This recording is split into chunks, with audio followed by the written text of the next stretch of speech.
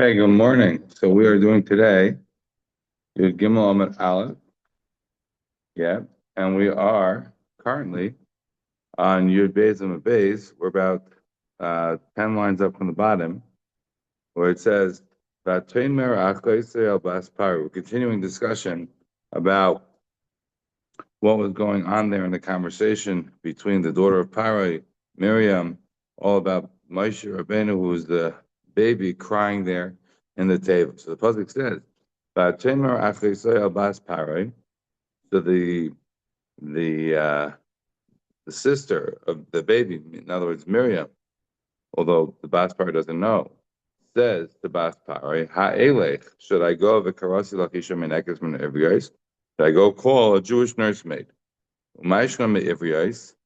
And why is it that she's going to call a Jewish nursemaid? Specifically, Melamed Shech Ziru l'Moshe HaKolam Tires Kulam V'lo Yonak. They attempted to make him nurse, and it didn't work for many of the Egyptians. Amar Pesha Asel Dabe Mashchina, Yenik Davatame. How could it be? I don't understand. That's me, Yeridea. Who's the one who's going to be teaching you Das? Who's the one who's going to be teaching you Torah? Lemi Yeridea, right? Lemi Yavin Shmuel is the next part of the pasuk. Right? Who's going to be the one to give you over Torah? Like Mule Mechalav, Latiki Meshadayim. The one who was weaned off the milk that he nursed from his mother. That is actually used. The Gemara tells us in Brachos and Tamach Gimel. Where do you find the fat of Torah? Only only somebody who spits out his mother's milk. What is the Gemara there trying to say? It's using the same pasuk. It's me, Yav, Yeredev, Umi, Yav, and Shmuel, the same pasuk is used over there. In other words, that what is the way you get success in Torah? The way you get success in Torah is by reaching a place where you are able to stand on your own. You can't. That's why. Uh, this is a side note. That's why chesed is called gemilat chesed. When you do chesed for somebody, it's called gemilat chesed. What do you mean? The highest level of chesed. The highest level of chesed is not to make other people be attached to you, but to make them independent, to build up others. That's gemilat chesed. When you're a gemel chesed to somebody else, you give them. So then and you do it in the highest way. So you teach the man how to fish. So then he doesn't need to come to you for stock anymore. That's the greatest chesed that you can do. So the great and why do we call it the gamal? Because of course the gamal is the one who's able to survive on their own in the desert, right? Nobody else can survive, but the gamal is able to go the longest. So in that sense, it's weaned. It doesn't need anything from anybody else. So that's why chesed is ideally giving us less. And that's why the Gemara in Brachos is referring to this pasuk in relation to somebody who's going to become a real-time chacham was only somebody who no longer is nursing. He has to be somebody who's fundamental. And that's why, by the way, Moshe Rabbeinu is so horrified by the Jewish people. They want meat. Miachilenu basa. What does Moshe Rabbeinu say about himself? He says Moshe Rabbeinu about good morning. Moshe Rabbeinu says, "Anochi haristi es kol ha'am hazeh, anochi liditiu." You're telling me I should be carrying him like a nurse, and this is what I am. This is not what I am. Fine. Just want to make a note over here that Moshe Rabbeinu is not able to nurse many of the Egyptian nursemaids, and that's why the sister is being asked to bring him, is asking the daughter of Pharaoh, should I bring him to one of the Jewish nursemaids? Now, of course, the daughter, as a matter of Parshat Pshat, the daughter of Pharaoh doesn't know that Miriam is the sister of Moshe, and the daughter, we're on the base on the base, about 10 lines up on the bottom. The daughter of Pharaoh doesn't know that Miriam is Miriam, and doesn't chap the connection over there. And also, as a matter of Parshat Pshat, there's no notion that already Moshe Rabbeinu was tried to nurse from the Egyptians. But the word is that why is it that the daughter of Pharaoh is saying Ha'elech v'karasi lach isha mineges min ha'ivrios? Why specifically? Why would she be announcing herself like that? Maybe it was obvious that she was a Hebrew, perhaps. That's who her connections would be. But the Chazal got their jumping off point because of the notion that there was a specific focus on the Ivrias. Why? Must be that they probably already tried. That's That's seemingly where it comes. So the question becomes, as a practical matter, is it okay to use a non-Jewish nursemaid for a child? So on the answer to this question, if you look at the Ramon Yeridea, it's in Pei Aleph, Halacha Zayin, the Ramah says no. It is halachically okay, in theory, to use a non-Jewish nursemaid, but it's really not from the Midas Chasidus. It's Metantam Alev. You shouldn't do it. You should avoid it. If it's a Jewish nursemaid that's available, so it's not a Pikuach Nefesh situation, for sure you should use a Jewish nursemaid and not a non-Jewish nursemaid. And if you actually go through the Sugya, you'll see that there seems to be a contradiction among the different Gemaras. If you look, there's a Gemara in Avodah Zarah Chavav. The Gemara says that a non-Jewish woman shouldn't be nursing a Jewish child. And over there, the Gemara says, because we're afraid, or Meir says we're afraid she's going to kill him. And the Chacham said, okay, but if you have a Jewish person watching over her, then it's okay. So it sounds like it's okay for a non-Jewish woman to nurse a Jewish child. The only issue is she going to kill him? So long as you have protection, so then it should be okay. The Gemara in the end of Yevamos and Kuf Yudal, the Gemara says that a non-Jewish woman can nurse a Jewish baby, no problem. That's on the one hand. On the other hand, we have a Tosefta in the end of Shabbos, in the middle of Shabbos. Tosefta says there in Parak 10, Parak Yud, that Tosefta writes that it should only be that a non-Jewish woman is nursing a Jewish woman in a situation of sakana. And the Rashba brings down in Yevamos Kuf Yudal, the Rashba brings down the Yerushalmi and in Avodah Zarah, and he reads the Yerushalmi as saying that it should only be that a non-Jewish woman is going to be nursing a Jewish baby in the event of a sakana. So what we have is the Gemara in Yevamos and in Avodah Zarah, which is mashma, it's okay for a non-Jewish woman to be nursing a Jewish baby. And then we have the Tosefta and the Yerushalmi, which is mashma, that's not okay for a non-Jewish woman to be nursing a Jewish baby. So if you look at the Rashba and Yevamos says, he brings down Rabbeinu Chananel. I don't know what Rabbeinu Chananel is, but in the bottom of my Rashba, I have the notes from the Moser Rav Kook, and they say that it's really in the Meiri. I didn't have a chance to look at the Meiri, but the Meiri brings down the Rabbeinu Chananel. The Rabbeinu Chananel says that we go with Yerushalmi and Tosefta, that it's usher for a non-Jewish woman to be nursing a Jewish baby, unless it's Pikuach Nefesh. Meaning, so long as there's the availability to get a Jewish midwife, or in this case, let's say nowadays formula or whatever, no, you're not going to do it.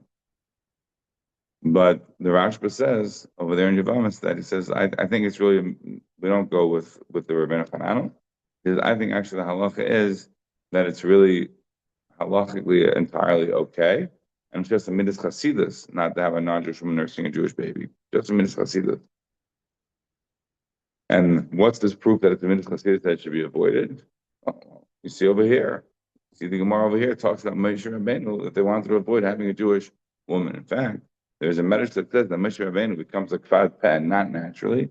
How did he become a kvad peh? Because he was sitting on Paro's lap, and he had the choice between taking the gold coins and between taking the coal, and he took the coal because the angel forced him to. He would have taken the gold, but the coal that he then puts in his mouth cleans up the mouth and even the shemetz of whatever it was when they brought the non-Jewish nursemaid, so he had to clean that up. So that's why he tasted the coal.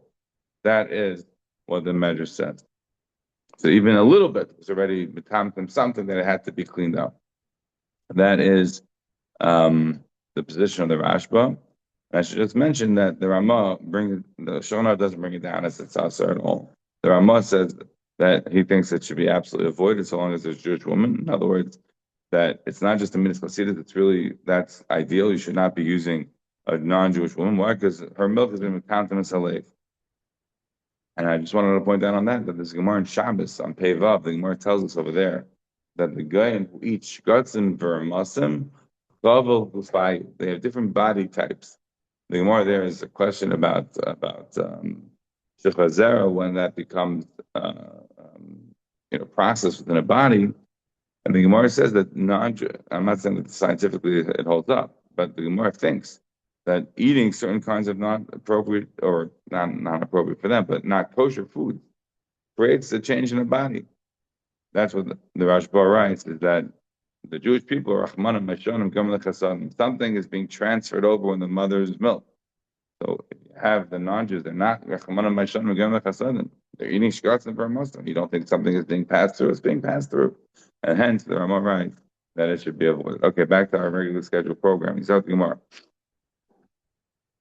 Yeah, so what are we up to? The Gemara told us, yeah, about Treimer Labas Pare, right? That's the next words in the pasuk. That the daughter of Pare says to Miriam, yeah, go get one of those Jewish nursemaids.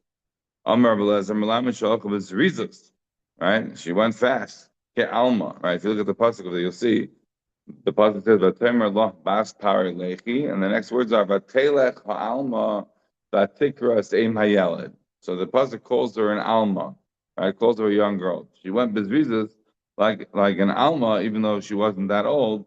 Nevertheless, she ran very quickly. But from Rachmani Amar, no, you know why she's called an Alma? Alma Shelimas Devarah. She was playing games. She was hiding something from them. She didn't say, "I'm going to go get her mother. I'm going to go get this boy's mother." Right? She just said, "I'm going to get a Jewish nursemaid," but she didn't give all the truth. What she really was getting is the boy's mother. Yeah, it continues the Gemara. So then when the mother comes, when Yocheved comes, she has no idea that that's the mother. She just thinks it's the Jewish nursemaid. So Bas Pari asks, can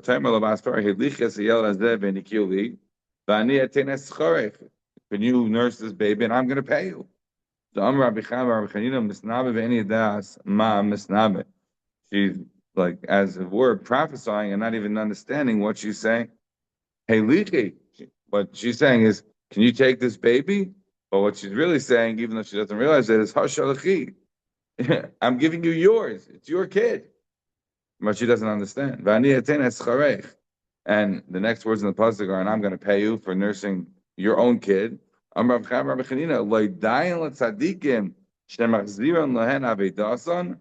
not enough for tzaddikim that they get their lost objects returned. In this case, her baby, who was taken, was put into the river. She even gets paid for doing the job. Yeah. Continues the looking over there in Shemais. Right there, this is not anymore in Parsha Shemais. Now we jump to Parsha Pesach. So if you remember, after the Shira, the pasuk says,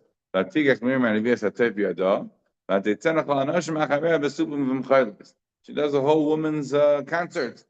So the pasuk is saying that Miriam is called the Achos of Aaron.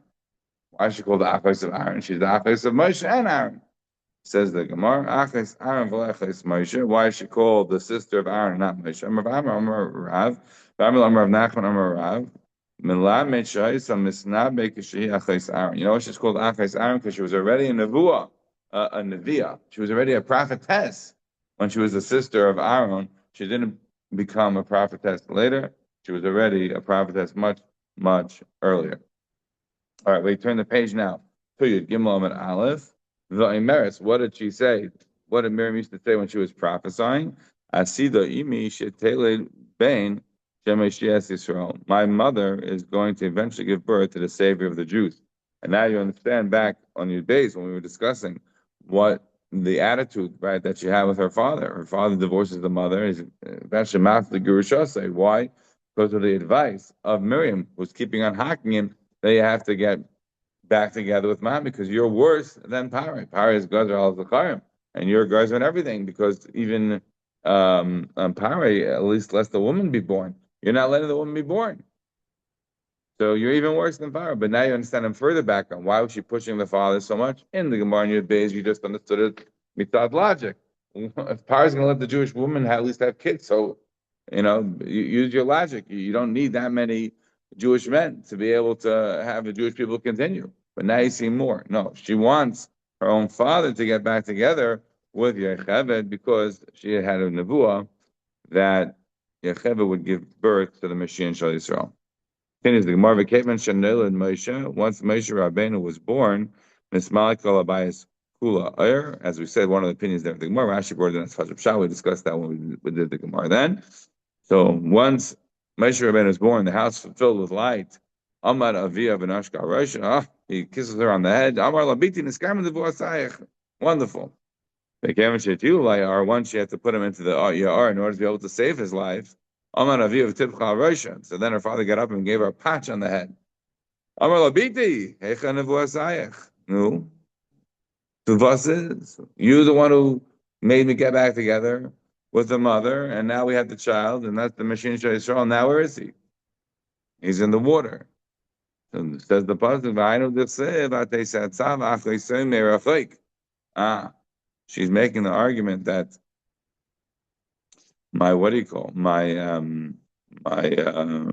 the sister was standing from a distance, but they are my also like to see what happened to him. She was very curious. She had such a nevuah that her mother's going to give birth to Mashiach Yisrael. She wanted to know, no, what's going to be. And that's why, turns out, when the Baspar goes to be reichet in the yar, and then they hear the baby crying, and the whole shashal hadvarim, she's able to go bring back the mother. Yeah. All right, now we go back to discussing the end of Bereshis. The pasuk tells us there in the end of Bereshis that Yosef was zeichem to go bury their dad. Right? Yosef was zeichem to go bury Yaakov Avinu. So the Gemara asked the following question: Ma'ishna meikara dechsev ayal Yosef liboras aviv. Why does it say there in the Gemara? The Gemara tells the pasuk. I'm sorry, tells there in Parshas Vayechi that vayal Yosef liboras aviv vayal uitoy kol avdei parai. The pasuk says that Yosef went to go bury dad. Yosef is the one sort of leading the procession, and who's going with Yosef? Vayal uitoy kol avdei parai. And who's going with him? All the servants of Pharaoh. And then how did the pasuk finish up? And when they come back to Mitzrayim, it says, who came back? Beis Yosef and the brothers, Ubeis Aviv and the whole family. But at the end it says, but over here it switches it around. Over here you see that the Yosef is put first, then the brothers, and then the rest of the house. But the Mitzrayim are the end. Whereas initially when it says, when they went, it was Vayal Yosef Vayal Ita Kol Avdei Pharaoh. And the brothers are mentioned at the end. It doesn't mention the brothers at the beginning. Why is it that the order seems to have switched? That the brothers end up becoming more of importance, and now they're before the Egyptians when they return. But when they went to go bury him, they were the last on the totem pole. They were the least important. So that's the Gemara's question. Right, it says the Gemara then it says whole base again. Mashna meikar the Sivayal Yosef Boras Aviv Itoy Kav de Farai. The Hadar, and then it says the whole base Yosef Echav base Aviv. Right, the brothers I mentioned last. Mashna B'Seif, and then at the end it says the Sivay Yosef Mitzrayim Mehuva Echav. The Hadar V'Chol Olam Itoy Boras Aviv, and then it mentions the Egyptians. The Egyptians I mentioned last. But why is it that it's initially Yosef Egyptians brothers, and then in the return is Yosef brothers Egyptians? Why the change in the order of number 2 and 3? So the Gemara explains, in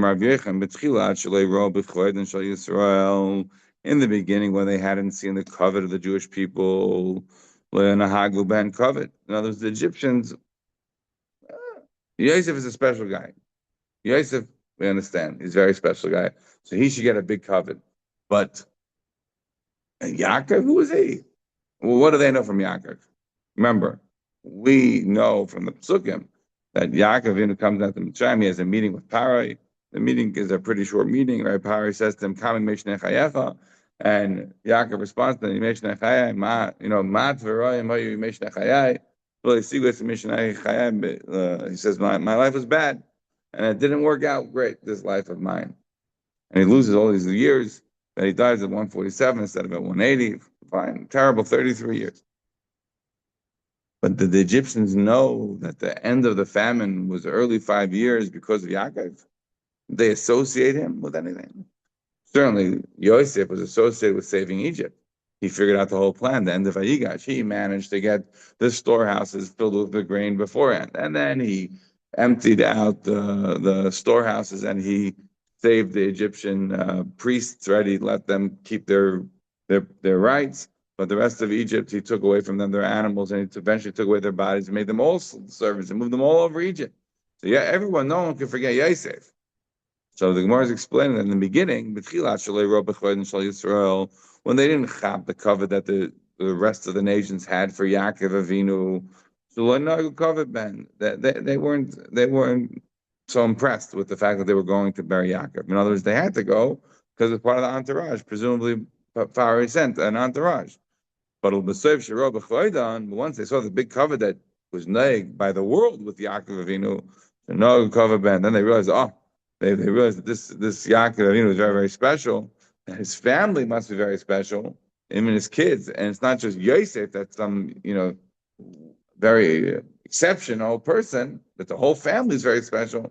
So then they were not covered, and that's why they mentioned last. So in the beginning, they mentioned second because Yosef is number 2 in Egypt. So the Egyptians come after Yosef and then the brothers.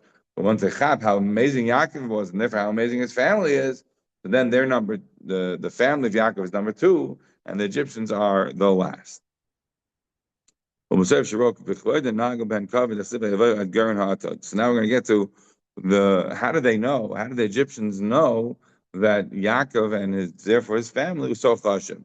But the pasuk says, by avoyu ad Garin ha'atad. They came to this place called Garin ha'atad. What is Garin ha'atad? It sounds like Garin is a granary. Ha'atad is a place. So by avoyu ad Garin ha'atad, they came to this place called the granary of Atad. So the Gemara says, "Garin yesh la'atad." Is there some sort of a granary in this place called Atad? Amar Abavo melamed shekifu kisarim la'arena shel Yaakov. The nations that were nearby came and they placed their crowns on the Aron of Yaakov Avinu. That was, I guess, a way of showing respect. I think in the ancient times, in the medieval eras, people put their swords or things like that. That's the way of showing honor, right? So that's what they did with Yaakov. They put their crowns there. And what was that like? Like a gairin, like Rashi explains, that you put some sort of, how do you protect the granary? You put some sort of hedges that are very thorny around it. That's how you protect it. So in the same way, by Yaakovin, that's like they all put their crowns around his beer, around his coffin to show a sign of respect. So they schapped. Oh, this is such a big person, a big personality. His family is obviously very, very special. Remember, for the Egyptians, it was a toyeva to them to sit with Yosef. Even the Egyptians didn't sit with Yosef, right? Because Yosef is a meat eater, right? And they're a sheep worshiper. So they wouldn't even sit with Yosef. If you recall back in Parashas Miketz, when he's having the brothers, the pasuk says that Yosef sat the brothers, and they sat alone. And then the pasuk says Yosef sat alone. The pasuk says that they didn't eat with Yosef. Pasuk says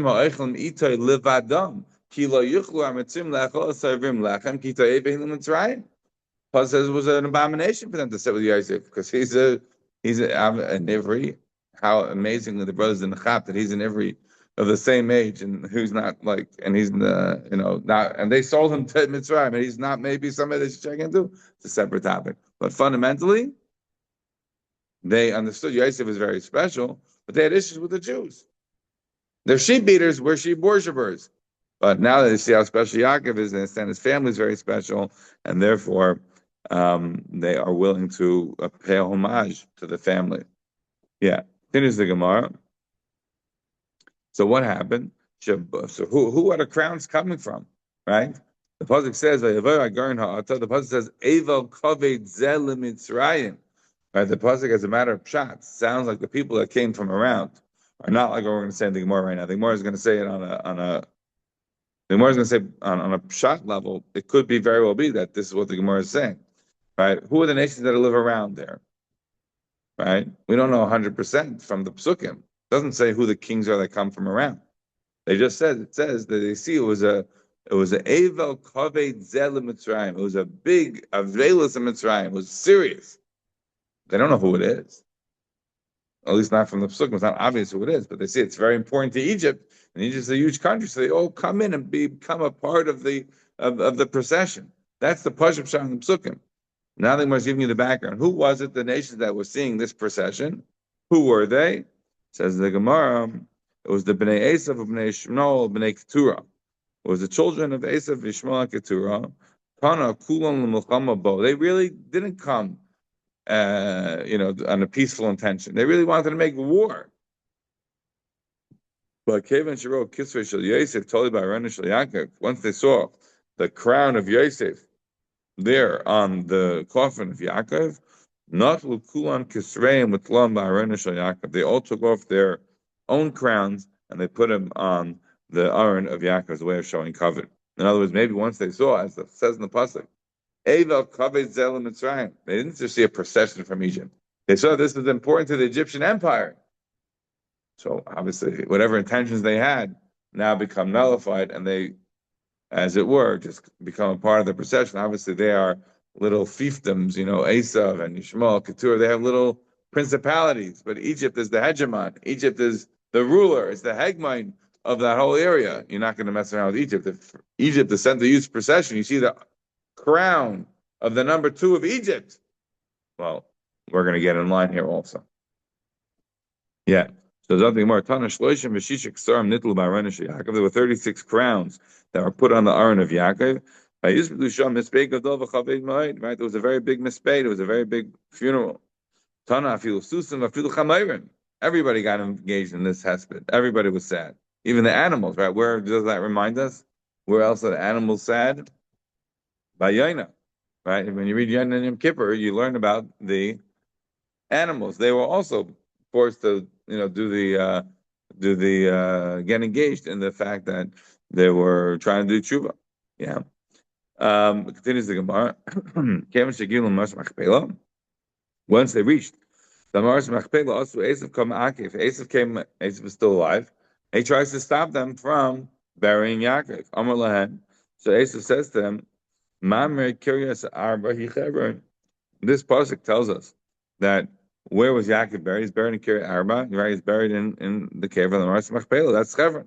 Why is it called Kiryas Arba? Arba Zugais Hayu. There were 4 different pairs of couples that were buried there. Who are they? Adam Achava, Amar Sari, Yitzchak, Rivka, Yaakov, and Leah. So Esav says to the family, Ew, cover the Leah, but he buried Leah in his portion. The high defies the Dihu, and what's left over is mine. In other words, there was only sort of 8 slots in the Mars Machpelah, and 7 of them are already taken, and I have a slot.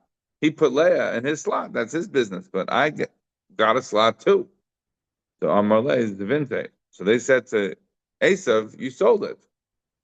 Amar Lahu. So Esav responds back to them, hey, this vina bechirusa. Just because I sold my bechera, shitusa mizavini, did I sell my rights as a son? In other words, what's Esav's argument?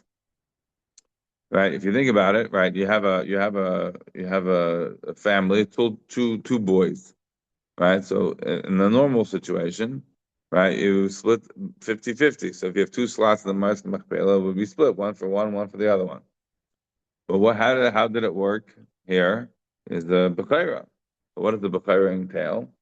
Let's say it entails Pishnayim. Not clear in those days what exactly the Bechira was that Eitzah was selling before the Torah came to tell us that it's Pishnayim. But let's assume for the moment that it was Pishnayim. So what really did Yaakov buy? Yaakov didn't buy. What did Yaakov actually buy from Esav? He bought from Esav his double portion. What's a double portion? How do you divide up the nachala if there's a double portion? Presumably, what you do with the 2 sons then is you say that there's 33, 33, and 33, right? 33.333, right? That's how you divide it up. And the Bechar gets 2 portions of it, right? You make it as though there's 3 sons because the Bechar gets a double portion. So now he's getting 66 and 2/3. And the other son's going to get only 33 and a third. That's most likely what Asa is making the argument. He's saying, look, there's still a 33 and a third slot that I'm getting. That's his argument. So there was the response of the brothers back to him.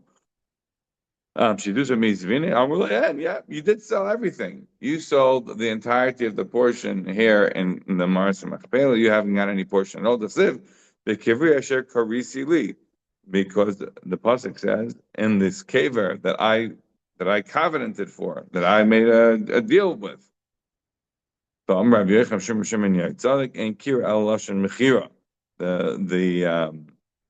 Lashon of Kira, which is related to Karisi, is related to the Lashon of Mechira, She came Bekrach Hayam because outside of Israel they call Karan Mechira Kira. That's what they call a sale. So in fact, they were arguing that no, the sale was inclusive of the Mars Machpelah. You haven't got a portion there at all. The portion, both slots that were left, were available to Yaakov. One he put lay in, and one he's going to get now himself. So Amar Lahu, Havali Igrisa. So Esav says to the brothers, "Well, give me the letter that I signed this. Where's the contract?" So Amalei Igrisa Bar de Mitzrayim he. So how are we going to get it? The man Nezel Naftali the call. Yeah, Allah, right? Remember, with the couple pages ago, we said that the Jewish people are compared to animals, right? So one of them was Naphtali. He's like Yal Shlucha. He's a very swift deer. So over here, the Siddur Naphtali Yal Shlucha again when comes up. And I see Nimrei Shafar. He's very fast. We're going to send him down to Egypt to get the contract that shows that in fact there was a deal between Yaakov and Esav that included the Martha Machpelah, and you haven't got any portion there at all. Amar Abavo, Al Tikri Imrei Shafar. What does it mean, Imrei Shafar? Al Imrei Sefer, right? He was going to go run back to be able to get the contract. Fine. Now the Gemara gives you a famous story. The famous story is Husham Brei de Dan, Taman Hava. Husham, the son of Dan, was there. The Yakir and Le Udna, his ears were very heavy. He didn't have ability to hear. He was deaf. So Amar Lahu, my high. He's saying to them, he's signing to them, or whatever it was that he communicated with them. He says, what's going on here? So Amrulay, come active high, Ada Asin have told me arguments. They explained to him that basically we're being forced to wait to show the contract to Esav, but the contract's in Mitzrayim, so he has to go run. It's going to take some time. So Amar Lahu, but Ada Asin have told me Mitzrayim, and so until Naphtali comes back from Mitzrayim, hey Avi Abba Muto b'Visayin. So then my father's father, my grandfather, my Zayda is going to be waiting here, waiting for the burial like this. Right? There was a big fight. I don't know, I really don't have time, but I'll just say quickly. I don't know too often how many times there was a fight by a burial, but there was a big fight by the burial of the Sridei Eish, Yaakov Weinberg, where he should be buried. And there was a fight, like, where he's going to be buried. He's going to be buried sort of like the Litvisher Rosh Yeshivas. They're going to be buried more with the Tziyayna Shema. There was a fight at that time, yeah. Yeah. So there's a whole debate here, right? There was the whole fight where and Chushim is like, I don't understand. He has to now wait. I don't know how fast Naphtali goes, but to get to Egypt and back, it's going to take some time, no matter how fast you go. So Shok al Kulfa, if you remember the Gemara is in Brachas Nun Ches, right? The Gemara told us there, right, about Rav Shila, right? You take some sort of a stick, and what did he do with it? Machi Aresha, he went and hit him on the head. Natran Einai, his eyes came out. Nafla carried the Yaakov and fell on Yaakov's coffin. Peschinu Yaakov Einai, Yaakov's own eyes opened up, and he laughed. That's what it means in Pasuk. That's what it means that Tzaddik is going to be happy when he sees the karma that's taken on its enemies. The enemies are our Rishayim. Yirchatz V'dam Rosh is going to be washing his hands in the bloods of the Rishayim. Yeah, this opens up the sugya, the fundamental sugya of the question. The Shmuel HaKohen says the mission of us, Minafal Oyevefa Al Tismach. And yet we know by avoid Rishayim Rina. Over here, it sounds like Yaakov is very happy. The enemies are dead. So which one is it? Minafal Oyevefa Al Tismach. So the Gemara tells us in Megillah, the Gemara tells us in Megillah Tezvav that when Mordechai was getting honored by being put on the king's horse, so he gives Esav a big kick in the rear end, and Esav says, "What? He says, "No, that's only by Jews." So only by Jews, so they have an answer why he's able to be making fun of Esav when, despite the fact that Esav is, why Mordechai was able to be making fun of Haman on his way up the horse, the king's horse, and Haman's having to bend down and help him get on. That's why he's able to give him a good zet. And that would then explain about Esav, that Esav is not considered a Jew, so it's all fun and games when he is getting killed now, and Yaakov is able to smile. And if that would be the end of the story, then we would be fine. But the problem is we all know that on Pesach we don't say what? Pesach we don't say a full halal. We say a full halal on Sukkot. By Pesach we only say a full halal the first day. After that we say only half halal. Why? Because the fact that Gemara tells us that You can't. The Beis Yosef writes it's based upon a Chazal. Chazal say that the Malachim wanted to say Shira when the Egyptians were drowning, because the Jews were saying Shira, and Hashem responds to the Malachim and says, "My Shira the Tav Bayam, Atarim Shira." You can't say Shira. The Jews say Shira, fine, but not you. So there's an element, says the Beis Yosef. Look, it says many that you can't say a full Hallel. At the end of the day, these were humans. They died. So can't say Shira. But what do you mean? If you can't say Shira, then something they should be so excited. What do you do about the Mitzrayim? So I'll tell you the answer that so there's a different answer to give. We don't have a lot of time. I'll tell you a nafkamina that my wife told me. I hold this nafkamina very good. She told me many years ago, and I still think it's very good. We literally just had the Gemara, so it's perfectly connected. Remember we said the Gemara before we talked about Kol Haben Ayar Tashkul. They weren't sure who's the savior of the Jewish people. They killed even their own kids. So maybe my wife wanted to make the chiluk. Maybe there's a difference between the kind of Russia that somebody is. In other words, Haman had no need to go kill the Jews. What did the Jews do to him? Nothing. Zero. Mordechai didn't bow him, and he wants to kill all the Jewish people. Kill Mordechai. What are you killing all the Jews? No one did anything to you. No one hurt you. But the Mitzrayim, yes, they were evil, horrible. They put the Jews in servitude, everything. But they were very scared that the Jews would either throw them out or leave. They were very scared. And they were willing to go to the point that they even harm themselves. So maybe their level of rishus is not the same as, let's say, a Haman. Not the same as some people. And therefore, maybe that's why over there you cannot be so happy. But when it came to some pure rush like a Haman, there you would be able to. Okay. So let's continue. So there's nothing Gemara. Yeah.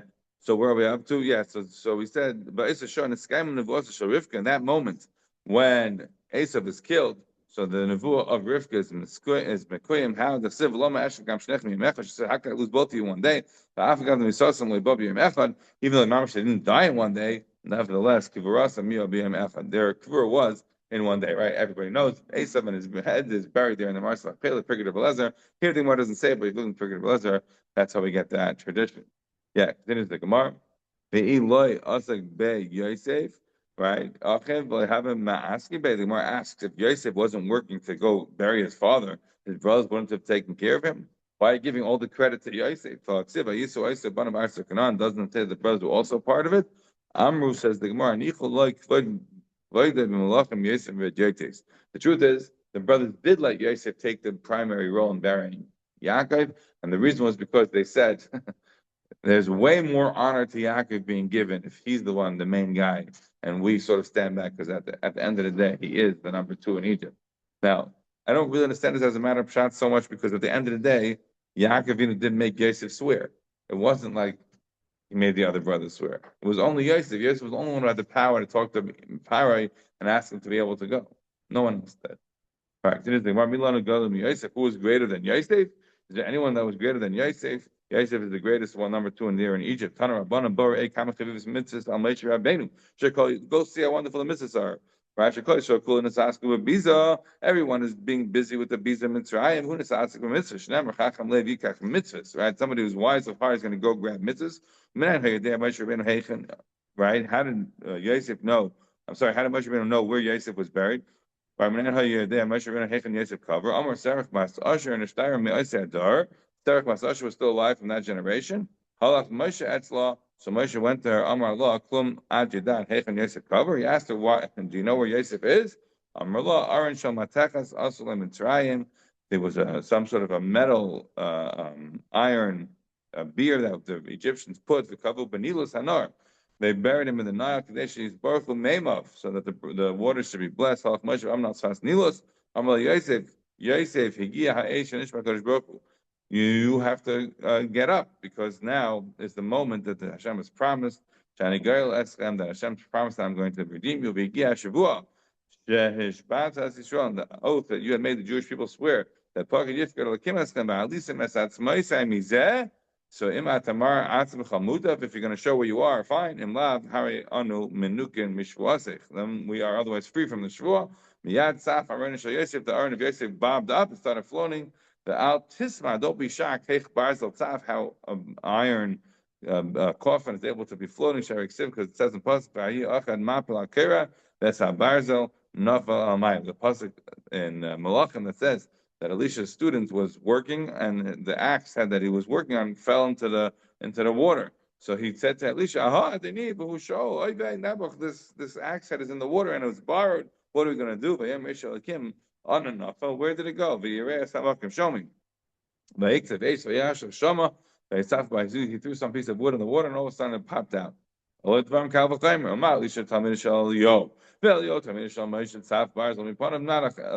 was a Talmud of Eliyahu. Eliyahu was a Talmud of Moshe, right? Rashi over here explains that if he didn't learn directly from Moshe, again, if Pinchas is Eliyahu, then what exactly does that mean? But either we'll leave that on to another time. So he says if Elisha could get the metal to bob up on the water, so you don't think Moshe Rabbeinu could? Of course, it will be the same, right? South Bar the name Moshe Rabbeinu Alax Kam. Wouldn't the aron, this metal aron, be bobbing up and down? So let's just do the other version. Is of Nasan and Bekabinitcha Malachim. Actually, it's a Greek word. He was buried not in the Nile, but he was buried in some sort of the tombs of the kings. Hayakavar halach Moshe v'amar karbon shem malachim amar Yosef v'gia eish shenish b'kodesh baruch Hashem yiger leschem v'gia shvua sheish batas Yisrael imata mar atzmecha mutav, if you want to show yourself great imlav harei ani harei anu menukim mitvuasaf v'ois yeshov nizdazeh aron shel Yosef. So how did he know which one it was? All of a sudden it started to shake. Not till Moshe v'yu eslei, so Moshe Rabbeinu went and grabbed the aron v'chol oisen shanim shehayu Yisrael b'midban. All the years that the Jews were in the desert, hayishnei aronis, there were two aronis, echad shel meis ve'echad shel shchina. These two Aranis would go together. Turns out there were many other Aranis, right? We already discussed the Aran of Yehuda. All the Shevatim had their forebears Aran with them. And they were, as they were traveling, people would say, they would say, what is with these Jewish people? What is with these Aranis? One Aran is from the Shechina, one Aran is for a mace. How could it be that the mace is going with the Shechina? So Amr, turn the page to Gimel Beis. Kayim zeh kol masha kosa b'zeh. Yosef was Makayim everything that it had in the other Aron. Stop over here.